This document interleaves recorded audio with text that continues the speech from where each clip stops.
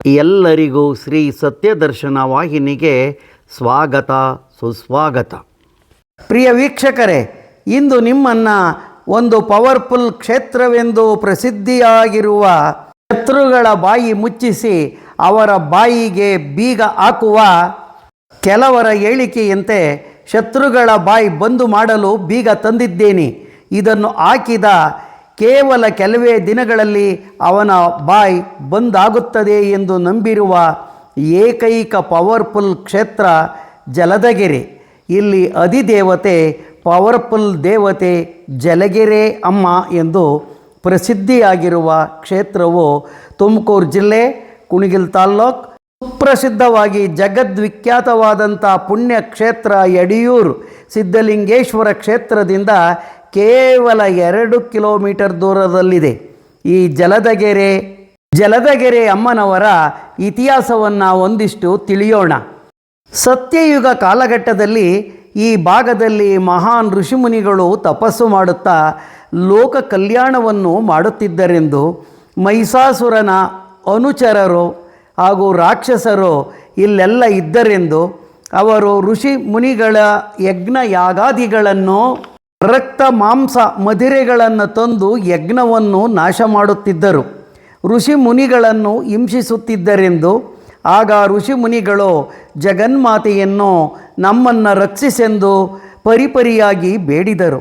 ರಕ್ತಬೀಜಾಸುರ ಮತ್ತು ಮಹಿಷಾಸುರರನ್ನು ಸಂಹರಿಸಿದ ಜಗನ್ಮಾತೆ ಚಾಮುಂಡಿ ದೇವಿಯು ಋಷಿ ಮುನಿಗಳು ತಪನಿರತರಾಗಿದ್ದ ಈ ಭಾಗಕ್ಕೆ ಬಂದಳೆಂದು ರಾಕ್ಷಸರನ್ನು ಸಂಹರಿಸಿ ಋಷಿ ಮುನಿಗಳು ತಪಸ್ಸು ಪೂಜಾದಿಗಳನ್ನು ಮಾಡುತ್ತಿದ್ದ ಈ ಸ್ಥಳದ ಸುತ್ತಲೂ ಜಲದಿಂದ ಗೆರೆಯನ್ನು ಹಾಕಿದಳೆಂತಲೂ ಅಳಿದುಳಿದ ರಾಕ್ಷಸರು ಈ ಜಲದ ಗೆರೆಯನ್ನು ದಾಟಿ ಋಷಿ ಮುನಿಗಳತ್ತ ಬರಲಾಗಲಿಲ್ಲವೆಂದು ಐತಿಹ್ಯ ಉಂಟು.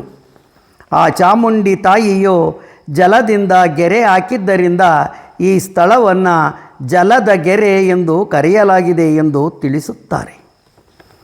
ಇಲ್ಲಿಗೆ ಸರಿಸುಮಾರು 500ರಿಂದ 800 ವರ್ಷಗಳ ಹಿಂದೆ ವಿಜಯನಗರ ಸಾಮ್ರಾಜ್ಯದ ಅರಸರ ಕಾಲದಲ್ಲಿ ಪಾರ್ವತಿ ಪರಮೇಶ್ವರರು ಅಕ್ಕ ತಂಗಿಯರಿಬ್ಬರನ್ನು ದೂತರನ್ನು ನೀವು ವಿಜಯನಗರಕ್ಕೆ ಹೋಗಿ ತನ್ನ ಭಕ್ತ ರಾಜನ ರಾಜ್ಯದಲ್ಲಿ ಕೆಲವು ರಾಕ್ಷಸರಂಥ ಜನರು ತೊಂದರೆ ಕೊಡುತ್ತಿದ್ದಾರೆ ಎಂದು ಹೇಳಿ ಕಳುಹಿಸಿದರು.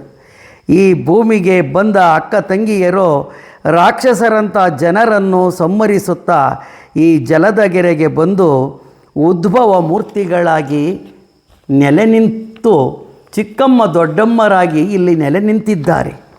ಇವರ ಜೊತೆಯಲ್ಲಿ ಇವರ ಮಕ್ಕಳೆಂದು ಹಾಗೂ ದೂತರೆಂದು ಕರೆಯುವ ಇವರ ಜೊತೆಯಾಗಿ ನೆಲೆ ನಿಂತಿದ್ದಾರೆ ಎಂದು ಹೇಳುತ್ತಾರೆ. ಒಟ್ಟಾರೆಯಾಗಿ ಎಲ್ಲರೂ ಭಕ್ತಿಯಿಂದ ಜಲದಗೆರೆಮ್ಮ ಕ್ಷೇತ್ರವೆಂದು ಕರೆಯುತ್ತಾರೆ. ಈ ಜಲದಗೆರೆಮ್ಮ ಚಿಕ್ಕಮ್ಮ ದೊಡ್ಡಮ್ಮರು ಅಂದಿನಿಂದಲೂ ರಾಕ್ಷಸರಂಥ ಜನರು ತನ್ನ ಭಕ್ತರಿಗೆ ತೊಂದರೆ ಕೊಡುವ ಹಿಂಸಿಸುವವರನ್ನು ತಮ್ಮಲ್ಲಿಗೆ ಬಂದು ಯಾವ ಭಕ್ತರು ಭಕ್ತಿಯಿಂದ ತಮಗೆ ಹಿಂಸೆ ತೊಂದರೆ ಕೊಡುವ ಜನರಿಂದ ರಕ್ಷಿಸೆಂದು ಬೇಡುತ್ತಾರೋ ಎಲ್ಲ ಜನರ ಬೇಡಿಕೆಯನ್ನು ಕೇಳಿದ ದೊಡ್ಡಮ್ಮ ಚಿಕ್ಕಮ್ಮರು ಭಕ್ತ ಜನರು ತಿಳಿಸಿದ ದುಷ್ಟ ಜನರನ್ನು ಶಿಕ್ಷಿಸುತ್ತಿದ್ದಾಳೆಂದು ತಿಳಿಸುತ್ತಾರೆ.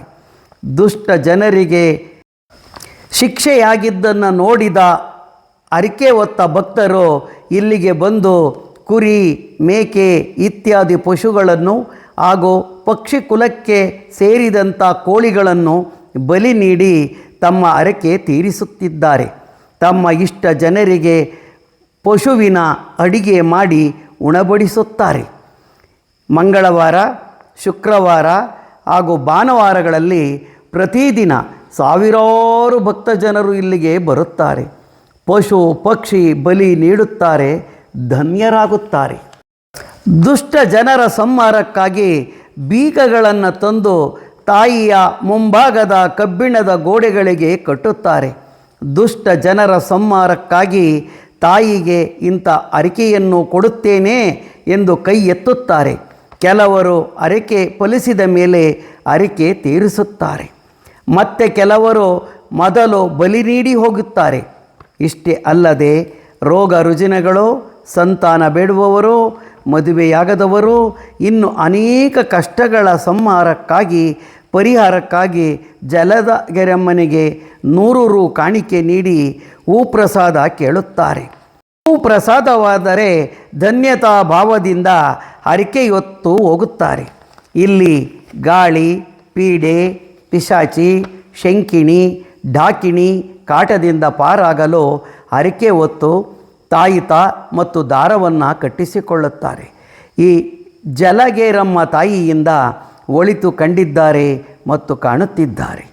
ಇಲ್ಲಿಗೆ ಕರ್ನಾಟಕ ರಾಜ್ಯಾದ್ಯಂತ ಭಕ್ತಾದಿಗಳು ಬಂದು ಪೂಜಿಸಿ ಬಲಿ ಅರ್ಪಿಸಿ ಧನ್ಯರಾಗುತ್ತಾರೆ. ಯುಗಾದಿಯಾದ 15 ದಿನಕ್ಕೆ ಇಲ್ಲಿ ರಥೋತ್ಸವ ನಡೆಯುತ್ತದೆ. ಲಕ್ಷ ಲಕ್ಷ ಜನರು ಇಲ್ಲಿ ಬಂದು ಪೂಜಿಸುತ್ತಾರೆ. ಇಲ್ಲಿಗೆ ಈ ಪವರ್ಫುಲ್ ಜಲಗೇರಮ್ಮನ ವಿಡಿಯೋ ಮುಗಿಸುತ್ತಿದ್ದೇನೆ. ಉತ್ತಮ ಮಾಹಿತಿಯೊಂದಿಗೆ ಮತ್ತೆ ಬರುತ್ತೇನೆ.